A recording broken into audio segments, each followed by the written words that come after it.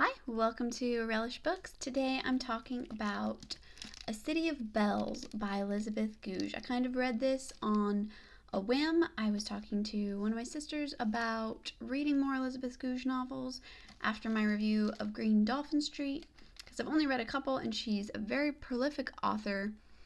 And so I went to the library and I was kind of surprised that they had any, because she's not a super well-known author. But they had a very sparse little collection. They had the third book in one of her series, and a collection of passages, a book that's a collection of passages from 10 of her novels, and 2 standalone novels, one of which was this one. And I was kind of just looking, but then I decided to grab it because, honestly, the cover was really appealing to me, and the name was appealing. It just feels like one of those really comfortable old books, and it turned out to be exactly that. So I'm kind of going to give my feelings review really quick and then get into my thoughts review. Because just based on feelings, reading the book, my review, my impression would be that it was very pleasant. It was really fun to read. It was gripping and relaxing at the same time, so it was really enjoyable to just read it. It's a great evening read for relaxation or a rainy day. It's just really comfortable but interesting. So in that way, I really liked it and I enjoyed it, and I would give it a positive review. No matter what problems it might have, I would have to give it a positive review just based on that. I did like it.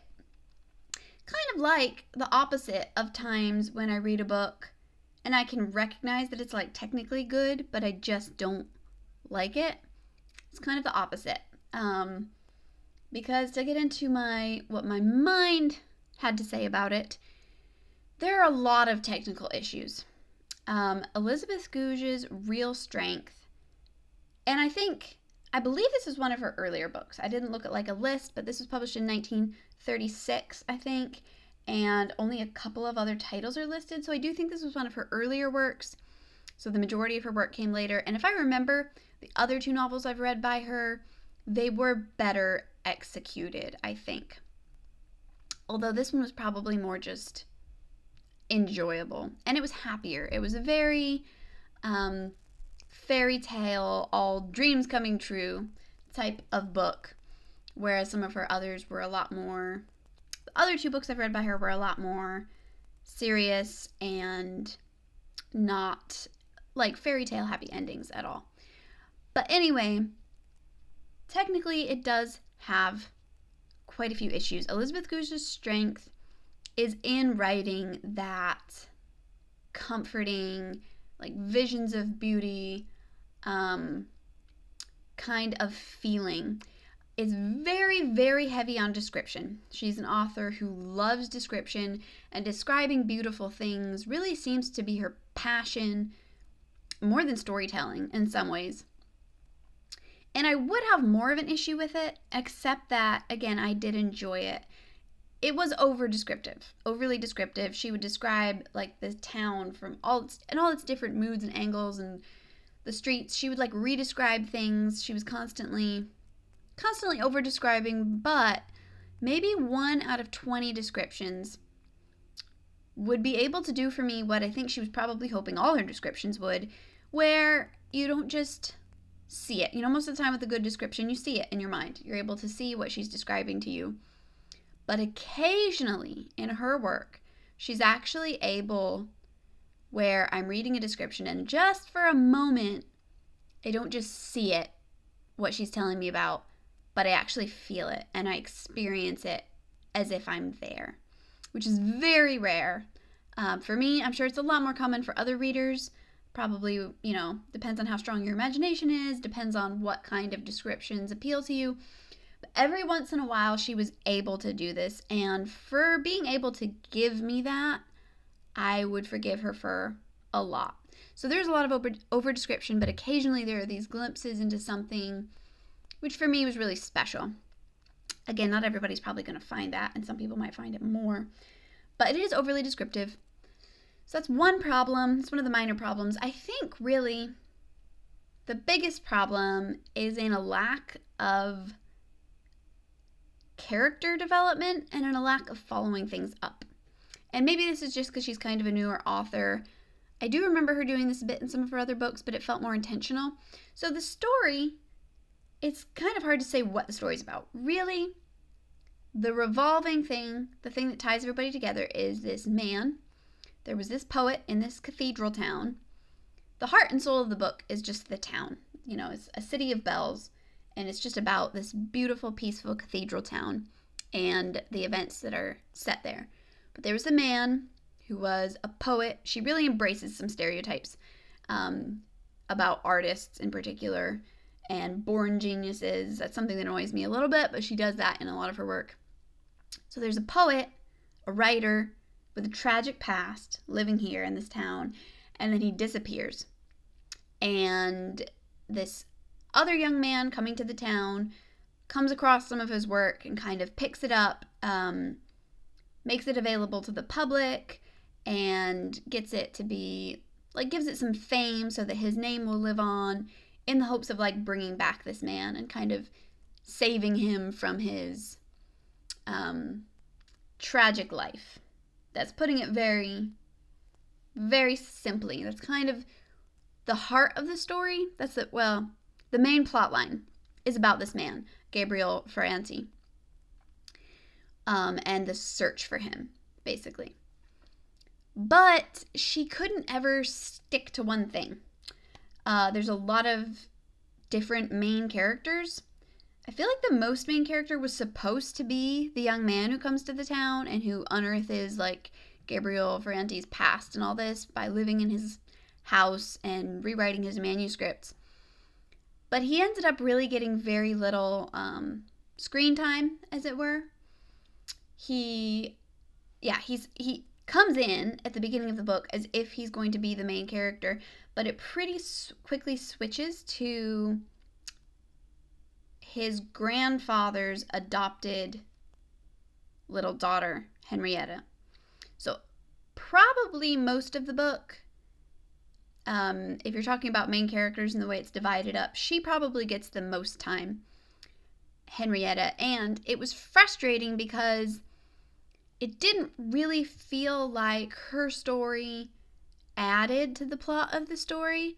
It was more like you could tell that Elizabeth Goudge loved this character that she had created, and just, she was the one she wanted to write about.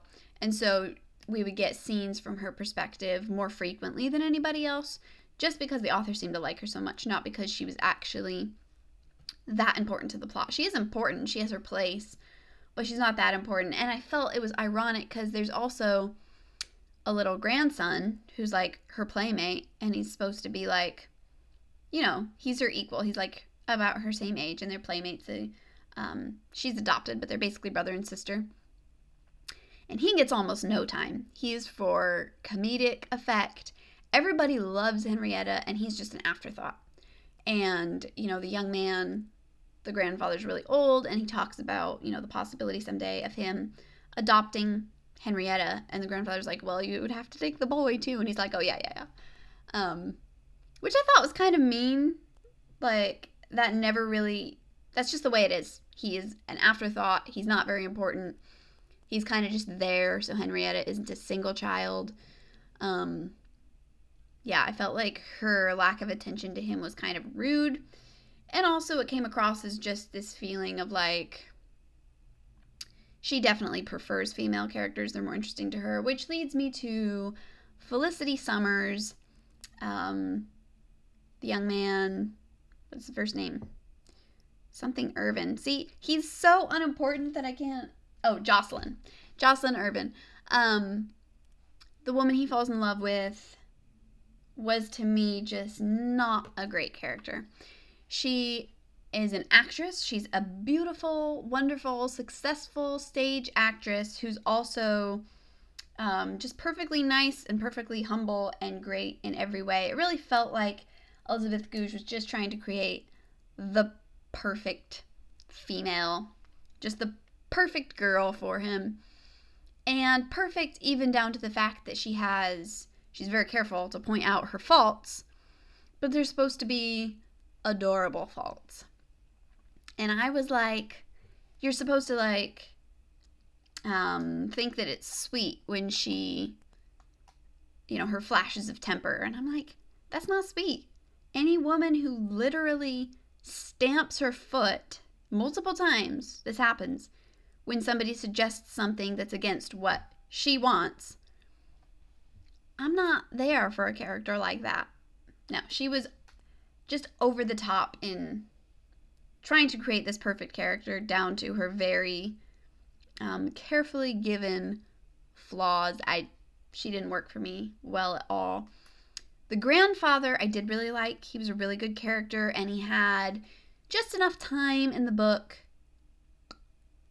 to work. I wish he had more time and more development, as with everybody, but I think it was enough that he felt a real enough character. He was sweet, he was good, but he wasn't perfect enough to be annoying. So yeah, I think the biggest flaw is just lack of character development and jumping around too much through swapping characters and also swapping time. Time will just leap by, and that's not always a problem. Like, that happens in tons of books, but it does it in such a way that you're like, okay, well, the last scene we thought was leading up to something, and that now seems pointless because time has just passed. It really feels haphazard. And I'm thinking that that's partly just because maybe she was a young author at this point, so it feels like the story is very jumbled together. Another flaw, kind of connected to that, is that she has no regard for staying here and now. Her style, and I feel like I remember this from her other books, is looking at the whole picture, like the whole picture of these people's lives.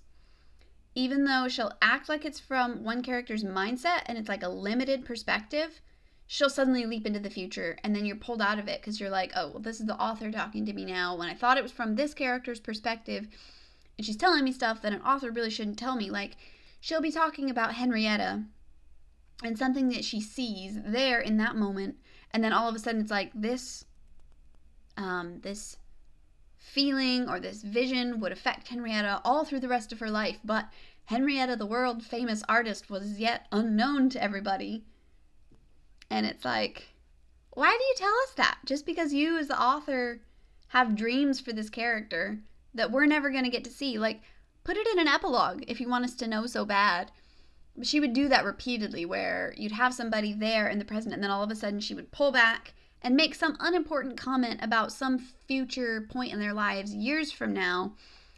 And it gave me almost this like melancholy feeling, because instead of just living in the present, she'll just throw in moments from way in their life, so you feel like you're almost like looking back at something that's past. And it gives it a little bit of a sad tone at times. And again, it's completely unimportant. It would have worked just fine to give hints at what Henrietta was going to be, and then reveal at the end that she's going to become an artist someday. But the way that she threw it in felt very unprofessional to me, and she kind of does that with some of the other characters, but not to the extent that she does with this one, which is also a problem because it makes it more like she just wants to do it with her because she's so excited about her characters, but when she doesn't really do it with anybody else to the same extent, it makes it feel even more weird when she does it. So that's a problem. And then also, despite how charming the tone of the book in a lot of ways, I do have a bit of a problem with her tone at times. She's one of those writers who talks a lot about other writers in a very familiar way, and she has all her main characters repeatedly quote all the great authors and repeatedly draw from them. And it makes sense because a large part of the story is them writing a play and producing a play based on Gabriel Ferrante's work and drawing heavily from Hamlet and some of Shelley's poetry, Byron's mentioned. So these are important people, and Jocelyn has a bookshop, so he kind of becomes a writer. So writing is very important to the story, But I hate it when an author is over familiar with other authors, and it just feels like the author's putting themselves in the book too much when she makes her characters have all the same tastes as her.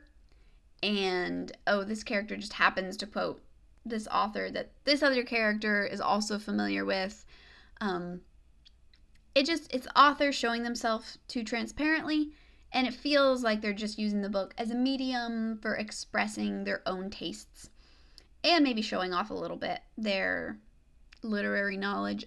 Also, this is a pet peeve, but I hate it when authors refer familiarly, if I'm saying that right, to other authors. For instance, Shelley talks about Emily Bronte as Emily and Jane Austen as Jane, etc. That just bugs me. It's like, show some respect. I know she is respectful. She loves them, but it feels like she's... And again, maybe this is just something that's just with me personally, so if that's the case, just disregard this. But to me, it's annoying because it feels like she's placing herself equally among them. And, well, that may be all well and good. Like, those authors aren't there to return the favor, so to speak. I don't know. It just annoys me when people do that. Like, oh, they're such a good friend of Jane Austen's that they just call her Jane. And I'm like, no, you're not. You didn't know her. Stop it. Anyway, that's something that I've heard multiple authors do, and it bugs me. So I don't like that. And also, again, just her constant reference to famous authors and her seemingly deep knowledge of them. At times, her tone, not just about that, but about multiple things, she comes off as a little bit condescending, a little bit patronizing, maybe a little bit smug. She kind of acts like she knows everything and has all the answers to everything. She would never say that. That's not the impression she's trying to give, I don't believe at all. But she comes off that way a little bit, especially about literature and a little bit about religion as well, which brings me to the next part. Just something you should know, if you read Elizabeth Goudge, all of her books are very religious. It's one of the main themes in all of her books. She was a deeply religious person herself, and she puts it into her writing. Her characters are usually religious or struggling with finding religion, or at various points in their faith life, and that's always a part of the story. That's just the way that her writing is, because that's who she was, and she chose to really put it in her work. So I don't have a problem with that necessarily. Obviously, I don't agree with a lot of what she says, and that's fine. You know, most of the work that I read, I probably don't agree with the beliefs of the people that I'm reading. That's not a problem. But at times, it can almost be more difficult to read somebody who has some fundamental things right, but has a lot of particulars wrong. It can be more frustrating because you feel like if they have some things right, they should have more things right. And then when they're super wrong and weird in a lot of areas, it can be frustrating. I believe the religion that they have in the book, you know, with the cathedral and all that, and they talk about all the saints and various things. I believe it is Catholicism. I'm not familiar enough with the religion to know for sure what type it is. I know she made a mention against Roman Catholicism. So anyway, some form of Catholicism, but I also think that she has some of her own religious ideas in there as well. Definitely a lot of the religious ideology that is discussed does not come from the Bible. Whether it's coming from Catholicism or her own mind, I'm not always clear. She seems to have one of those beliefs that if a thing is good and beautiful, it is part of religion, which I think is true in a sense. Like, I believe that all good and beautiful things are from God, but when you look at something and are like, well, I think that's good and beautiful, therefore this idea that I have about it must be true, you're really using your own definition of what's good and beautiful to define religion, and therefore you are creating your own religion rather than relying on God's definition or the Bible's definition. So I think her religious views, though a lot of them can sound very beautiful, a lot of them also sound very screwy. So that's something that you just have to deal with if you're reading her work. What else? I know it sounds like I'm complaining about this book a ton, but like I said at the beginning, overall it was very pleasant. It just has a lot of technical issues.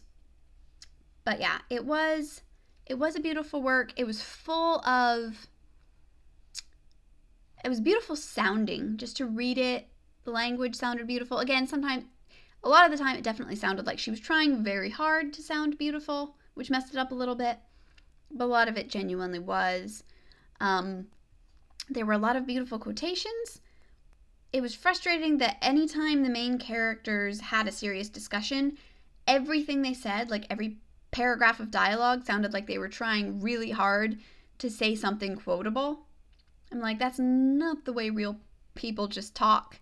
Maybe once a year, somebody will come out with something like that and a description like that just on their own. But that's not the way people talk. And I know books exaggerate the way people talk and make them more poetic or whatever, but these people were like having heavy literary quotes, like everything they said. All that to say, there were some really great quotes. I remember there was some great ones. I was trying to remember to be able to quote some of them. Let me see if I can find one of them. So there's a lot of quotes about life and about belief and all kinds of things like that that were beautiful, but one of my favorite quotes of all was about reading. The grandfather, who's probably my favorite character, says this about books. Jocelyn is saying how he doesn't think that opening a bookshop will be sustainable. He thinks people will come at first and buy some books and then be done and the shop will be a failure. And grandfather says this: "I think it will last," said grandfather. "In my experience, when people once begin to read, they go on. They begin because they think they ought to, and they go on because they must. Yes, they find it widens life. We're all greedy for life, you know, and our short span of existence can't give us all that we hunger for. The time is too short and our capacity not large enough. But in books, we experience all life vicariously." So, that's very true. That's a belief that most readers feel, something I've tried to express lots of times.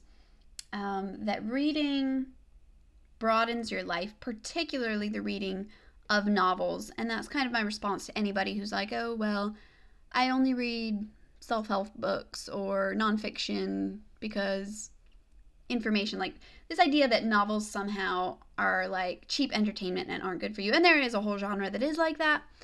But great novels are the best reading for experiencing life, for gaining knowledge of human nature, of seeing the world when you don't have the means to actually go. So it was also a celebration of literature, a celebration of reading. Like I was complaining about earlier, it was heavy-handed at times with her familiarity toward these authors, but I still always appreciate something that's a celebration of literature, of the greatness of reading, of creative work, fiction in particular. So there's a lot more I could probably say, but I feel like I have talked long enough. Again, I did like the book a lot, despite all the technical problems. It was really enjoyable, just as an easy read. And I think I'm going to go back and get the other novel that the library has to offer soon. So if you're interested, I'll be doing that one eventually. Thanks so much for watching. I'll see you next time. Bye.